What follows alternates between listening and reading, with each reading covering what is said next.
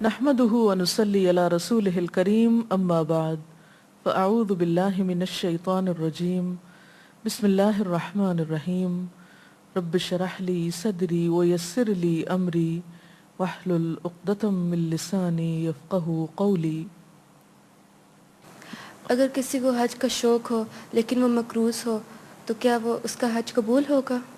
اگر کوئی ایسا شخص ہے کہ اسے حج پہ جانے کا شوق بھی ہے، دوسری طرف اس پہ قرضہ بھی ہے، وہ مقروض ہے، تو مقروض شخص پر حج فرض نہیں ہوتا۔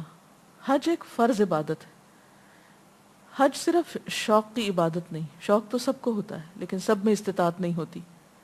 تو جو شخص مقروض ہو اور قرض ادا کرنے پر اس کے پاس اتنا باقی نہ بچے کہ جس کی وجہ سے وہ حج پر جا سکے، تو اسے پہلے قرض ادا کرنا چاہیے اور پھر آئندہ جب کبھی استطاعت ہو، حیثیت ہو، پھر حج پہ جانا چاہیے۔ لوگوں کی امانتیں اور قرضے سر پر لے کر عبادت کے لیے نکلنا درست نہیں۔ میرا سوال یہ ہے کہ سفر حج پر جو خرچہ ہوتا ہے اس کا کوئی ثواب ہوتا ہے یا صرف فرض کی ادائیگی کا ثواب ہوتا ہے؟ حج کے سفر میں انسان کو مال لازماً خرچ کرنا پڑتا ہے، اگرچہ یہ ایک فریضے کی ادائیگی ہے، لیکن اس سفر میں انسان جو کچھ بھی خرچ کرتا ہے اسے اس خرچ کرنے پر بھی بے پناہ اجر و ثواب ملتا ہے۔ یعنی اپنی ذات پر خرچ کرتا ہے یا اپنے ہم سفروں پر خرچ کرتا ہے یا وہ صدقہ خیرات میں دیتا ہے، جو بھی سفر میں خرچ آتا ہے، خواہ وہ اس کی سواری کے پیسے ہیں یا کھانے کے ہیں، وٹ ایور۔ اس کے بارے میں ایک حدیث میں آتا ہے کہ حج میں خرچ کرنا ایسا ہے جیسے جہاد میں خرچ کرنا، اور جہاد میں 1 درہم خرچ کرنے کا ثواب 700 درہم خرچ کرنے کے برابر ہے۔ تو اس سے آپ اندازہ لگا سکتے ہیں کہ سفر حج میں جو پیسہ ہم استعمال کرتے ہیں اس سے کتنا بڑا اجر و ثواب حاصل ہوتا ہے۔ ایک اور روایت میں آتا ہے، آپ صلی اللہ علیہ وسلم نے حضرت عائشہ سے فرمایا کہ جتنی تم کو تکلیف ہوگی اور جتنا تم خرچ کرو گی اتنا ہی تم کو ثواب ملے گا۔ اسی لیے ہم دیکھتے ہیں کہ عبداللہ بن مبارک صرف خود حج نہیں کرتے تھے، اپنے ساتھ اور بہت سے لوگوں کو لے جاتے، جن پہ حج فرض نہیں بھی ہوتا تھا یا ہوتا تھا تو جانے سے پہلے ان سے کہتے کہ لاؤ تم سب اپنا اپنا خرچہ مجھے دے دو، پھر راستہ بھر ان کو کھلاتے پلاتے، ان کی ضروریات پوری کرتے، واپسی تک ان پہ خرچ کرتے، اور جب لوگ واپس آتے تو انہیں ان کا مال تحفہ کہہ کے لوٹا دیتے۔ یعنی انہیں راستے میں احساس بھی نہیں ہونے دیتے تھے کہ وہ ان پر کوئی احسان جتا رہے ہیں، کیونکہ انہیں یقین تھا کہ اللہ کے راستے میں اپنے ہم سفر ساتھیوں پر خرچ کرنا بھی اجر و ثواب کا باعث ہے۔ اور ایک روایت میں آتا ہے کہ اللہ تعالیٰ کے نزدیک پسندیدہ ترین عمل کیا ہے؟ کسی انسان کے دل میں خوشی داخل کرنا، مومن کے دل کو خوش کر دینا۔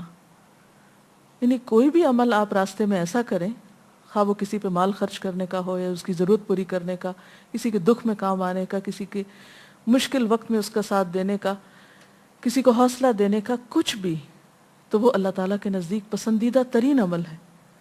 اس لیے کھلے دل سے خرچ کیجئے، اور حج کے سفر میں جو خرچ ہو جائے اس پہ ملال نہ رکھیے، بلکہ آپ کے حج پہ جانے کے بعد آپ کے کاروبار میں یا کسی اور مال میں کچھ کمی بھی آتی ہے تو اس پر بھی برا نہ مانیے۔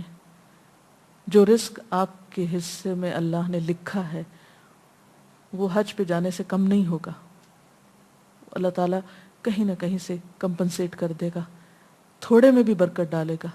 لہٰذا اس خوف سے کہ حج پہ جانے سے مال کم ہو جائے گا یا مال خرچ ہو جائے گا، حج کو ڈیلے نہ کریں، یا حج کے سفر کو اپنے اوپر ایک مصیبت یا بوجھ نہ سمجھیں، خوشی سے خرچ کریں۔ جو ہم عبادت کرتے ہیں، کیا اس کا ثواب ہم اپنے والدین یا اپنے شوہر یا جو ہماری اولاد میں سے کوئی اس دنیا سے گیا ہو اس کو بخش سکتے ہیں؟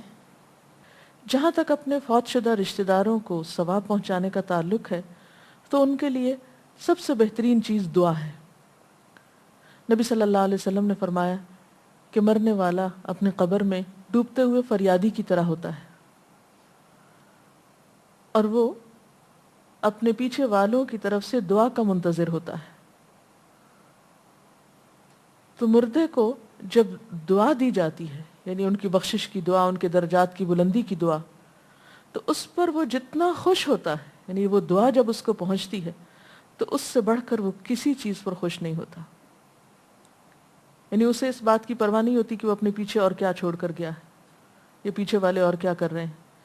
اسے اس وقت بہت خوشی ہوتی ہے جب اسے دعا کا تحفہ ملتا ہے. تو آپ جو بھی نیک عمل ان دنوں میں کریں، جب اپنے لیے دعا کریں تو اپنے فوت شدہ عزیزوں کو، دوستوں کو ان دعاؤں میں شریک کر لیں. اس کے علاوہ ان کی طرف سے صدقہ خیرات بھی کر سکتے ہیں.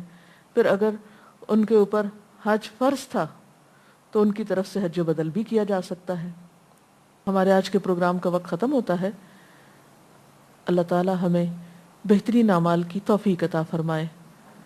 سبحانک اللہم و بحمدک نشہد ان لا الہ الا انت نستغفرک و نتوب الیک.